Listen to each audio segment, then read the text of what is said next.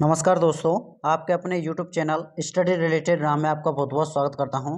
दोस्तों SSC CGL 5 दिसंबर first shift का paper समाप्त हो गया है और हम आपके लिए 100% जीके जीएस और साइंस के ऑथेंटिक क्वेश्चन लेकर आए हैं। तो अभी तक आप हमारे चैनल पर नए हो तो प्लीज़ चैनल को सब्सक्राइब कर लें, बगल में जो बेल आइकन है घंटे का निशान है उसको भी दबा लें ताकि एसएससी सीजीएल की पल पल की अपडेट आपको सबसे पहले मिलती रहे। और फ्रेंड्स, अगर इस वीडियो का पीडीएफ चाहिए तो पीडीएफ हमारे टेलीग्राम चैनल पर मिल जाएगा।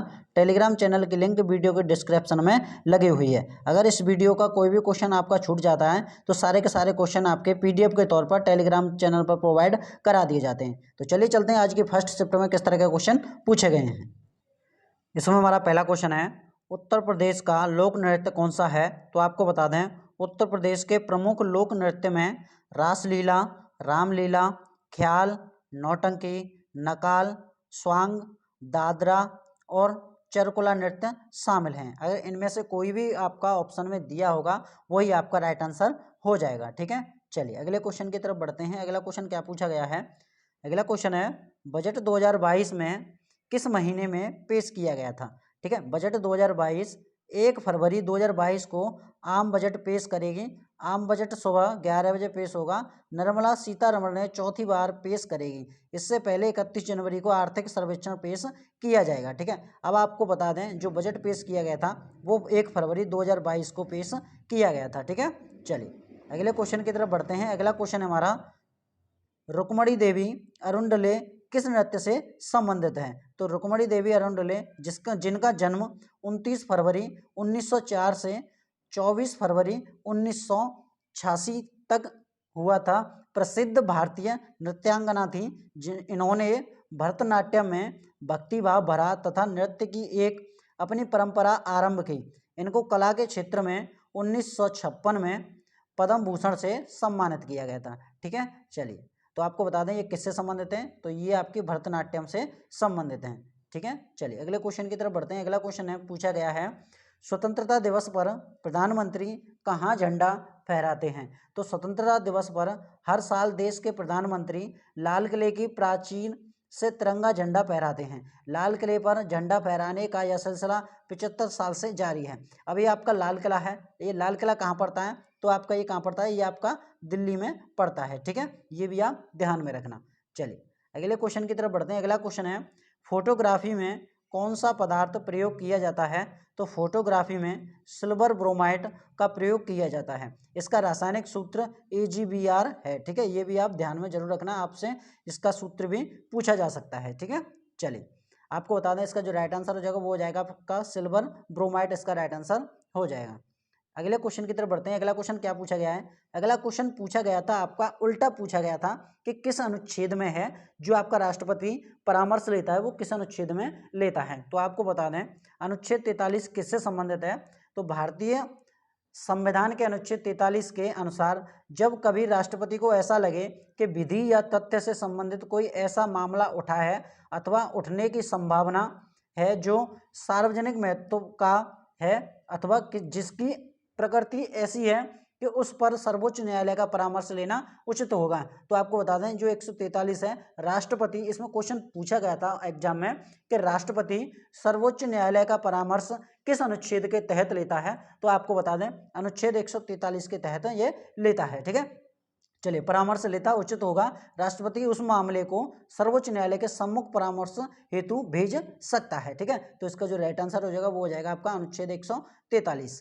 चलिए अगले क्वेश्चन की तरफ बढ़ते हैं। अगला क्वेश्चन क्या पूछा गया था? अगला क्वेश्चन कुछ अलग था लेकिन चार्टर एक्ट से था। जैसे कि आपका ब्रिटिश कंपनी ने अपना पूरा मतलब स्वशासन अपने हाथ कब ले लिया था, इस तरह से कुछ क्वेश्चन दिया गया था। लेकिन आपको बता दें चार्टर एक्ट भारत कब आया था? 1853 के अनुसार अधिनियम के प्रावधान, इस विधि ने पहली बार गवर्नर जनरल की परिषद के विधायी एवं प्रशासनिक कार्यों को अलग कर दिया गया था। लेकिन क्वेश्चन आपका अलग था कि ब्रिटिश कंपनी का पूरा शासन ब्रिटेन ने अपने हाथ में कब ले लिया था।